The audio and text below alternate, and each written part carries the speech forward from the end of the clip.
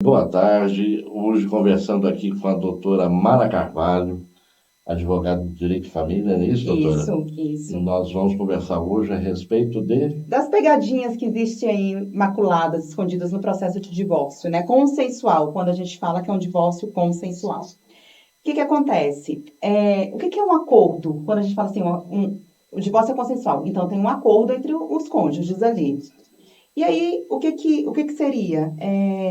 As partes já entraram em consenso sobre os principais pontos controversos ali da relação. Certo. Que é o quê? A data da separação de fato, que eles efetivamente não vivem mais como casal, a partilha dos bens e das dívidas, a pensão alimentícia entre os cônjuges, se for o caso, pensão alimentícia dos filhos e o regime de convivência. Aí vem a primeira pegadinha. Vamos fazer um acordo só verbal? A gente não precisa, já está tudo certo. Está tudo certo, para que que a gente vai ajuizar a ação, vai Passar com gastar. advogado, Exata para tempo, não sei o quê? quê. Então, primeira pegadinha. O acordo verbal são palavras vazias. Eles não valem nada. Hoje pensa-se de um jeito, amanhã pensa-se de outro, né? Exatamente. Aí tem outra questão, por exemplo, muitas vezes a realidade brasileira, a gente financia muitas coisas. Então, o marido, que ainda muitas famílias é o provedor, fala assim: vamos fazer o seguinte, nós já estamos divorciados, já é essa nossa realidade. A gente faz assim: eu vou quitar o apartamento, porque fica mais, a gente vai ganhar mais do que vender o ágio. Eu continuo pagando as prestações do apartamento quando ele for quitado, do imóvel. Quando ele for quitado, a gente efetua a partilha dele.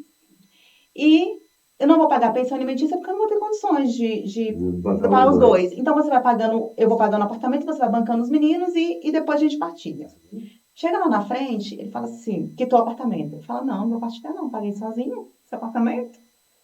Ela fala, não, mas eu fiquei mantendo os meninos sozinhos. Aí a mulher vem atrás do advogado. Fala, ó, fiz esse acordo, e agora? E agora que ela dançou. Por quê? Porque a gente não consegue cobrar pensão alimentícia retroativa se não há uma determinação judicial para isso.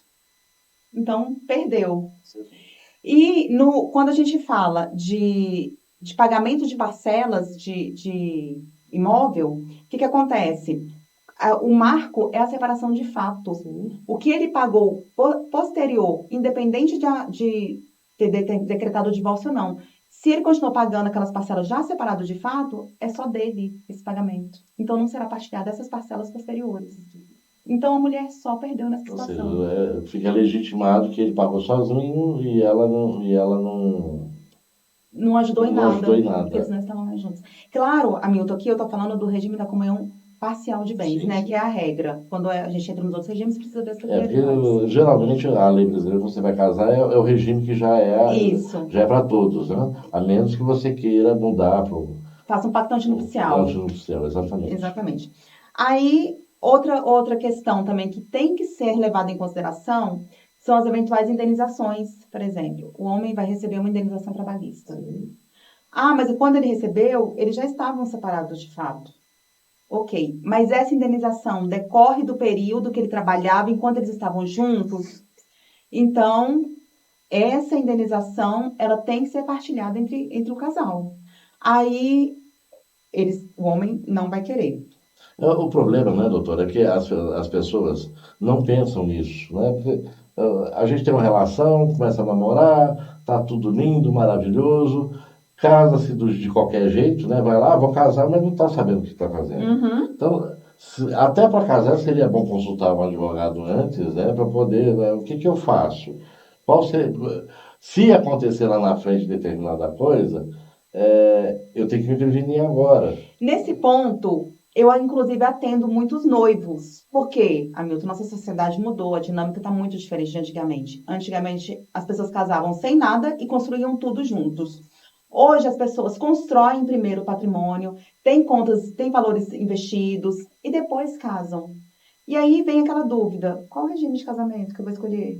Qual o regime que faz mais sentido para a nossa realidade aqui? Então, a lei traz outras opções, que é importante uma consulta com o advogado para escolher o regime que faz sentido naquela Mas tem realidade. gente que se ofende, né, doutora? Aí você fala assim, não, vamos fazer um pacto pré-nupcial e tal, para a gente dividir. né? Botar os pingos nos... Ah, mas você está achando que eu estou com interesse no que é seu? Ainda tem muito isso. Mas aqui é informação e a gente tem que ir conversando sobre o assunto. E quando você pensa num casamento, onde você vai partilhar coisas muito mais importantes, você vai partilhar uma vida. Eu falo que o cônjuge, quando você casa, você está escolhendo o seu primeiro conselheiro, vai ser aquele conselheiro da vida. Se você vai comprar um carro, você vai conversar primeiro com quem? Com o cônjuge. Todas as decisões da sua vida estão com aquela pessoa. Então, é certo, é justo conversar antes. Como que vai haver essa divisão de bens para que Sim. fique confortável, uma situação confortável para É, ambos? é a maior sociedade que o sujeito pode fazer na vida. E a mais complicada, né, Milton? Na verdade. E aí tem essa questão das indenizações que a pessoa recebe. Também tem outra questão, o casal divorcia. E o homem continua pagando alimentos, paga escola, paga natação, enfim, continua subsidiando ali o filho nas despesas Sim. necessárias. E ele fala para a mulher: se você colocar na justiça, vai ser pior para você, porque o valor que você vai receber vai ser menor. E aí, eu trago uma reflexão para o ouvinte. O que acontece? Hoje, a pensão alimentícia ela é arbitrada em três pilares, que é a necessidade daquele que recebe os alimentos. Então, eu falo, coloca numa planilha as despesas da criança, tudo que o seu filho gasta. Escola, é só dele, então é integral. Água. Ok, então pega a conta da água, divide pelo número de moradores ali da residência, pega o valor dele individual. E assim com tudo, luz, internet, todos os gastos envolvidos. E aí a gente pega a possibilidade de quem paga esses alimentos. E a proporcionalidade. Por quê? Porque quem ganha mais, quem recebe mais, paga mais. E a gente tem que entender também que aquele que convive com o filho tem aquele gasto invisível. Aquele tempo que a mãe, que muitas vezes é a mãe que faz isso, leva para a escola, leva para a natação, leva para a terapia, busca, leva na festinha, busca. Esse tempo, você não tem como precificar. Então, tudo isso a gente tem que levar em consideração, inclusive para arbitrar uma pensão alimentícia justa e que atenda às necessidades do filho e que faça com que o filho tenha o mesmo padrão de vida dos genitores. Porque também a ruptura conjugal não pode ser utilizada para diminuir o padrão de vida daquela criança. Que ela não pode pagar o preço do divórcio dos genitores. Um deles não ter dado certo, né? Exatamente. Então, aí o que acontece? Eu estava falando aqui que ele fala assim: se você entrar na justiça, eu vou diminuir o valor da pensão.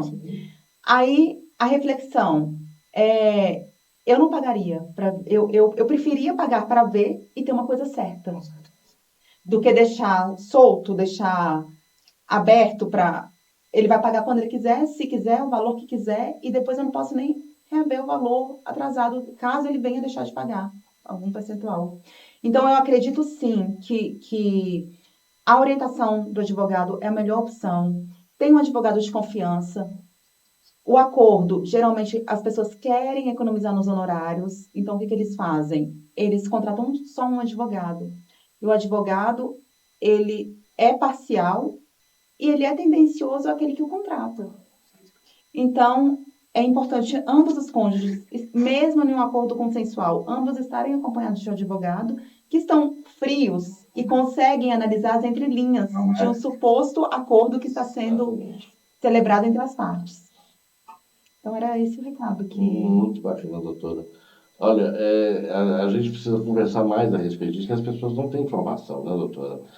Desses pequenos detalhes, como a gente falou aqui, caso no regime que você chega no cartório é uma coisa só, tem que se conversar tudo isso antes, né? Você está numa relação hoje, começou uma relação, um namoro, você viu que vai para frente, começa a conversar com a sua companheira, com o seu companheiro, como é que nós vamos fazer? Se você tem, vamos construir junto? Vamos. Então vamos acordar algumas coisas. Ah, você tem mais do que eu? Então vamos botar os pingos nos is aqui para mais na frente a gente não ter, né? Exatamente. Aproveitando o momento que a gente está falando sobre regime de bens, recentemente teve uma decisão do Supremo, né, que ele falou que o regime de casamento do maior de 70 anos, do idoso, não precisa mais ser obrigatoriamente da separação de bens.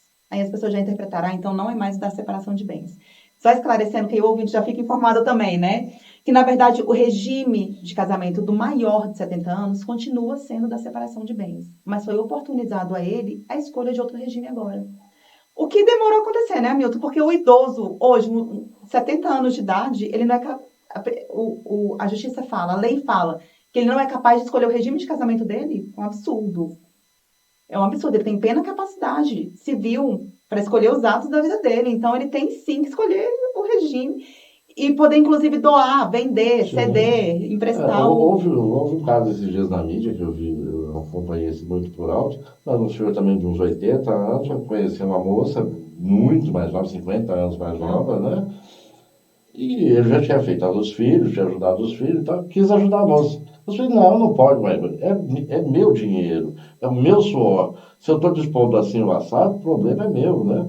Então, desde que a pessoa esteja lúcida também, né? Exatamente. Então, acho que a pessoa tem o direito de É, escolher as coisas da vida dela, como sempre teve. Não é porque ele envelheceu, né? E ele perdeu a capacidade de escolha dele. Não, não existe, né? achei que foi até demorou muito para vir essa decisão autorizando esse o idoso que nem é mais idoso, 70 anos nem é mais idoso Não, foi hoje. esse o tempo. Antigamente, com 50 você já estava velho, imagina. Exatamente, com 50 anos a pessoa já estava na cova. É, Hoje não, 80 anos a pessoa está na flor da idade, pronta para viver até melhor que os de 30. não tenha dúvida, não tenha dúvida.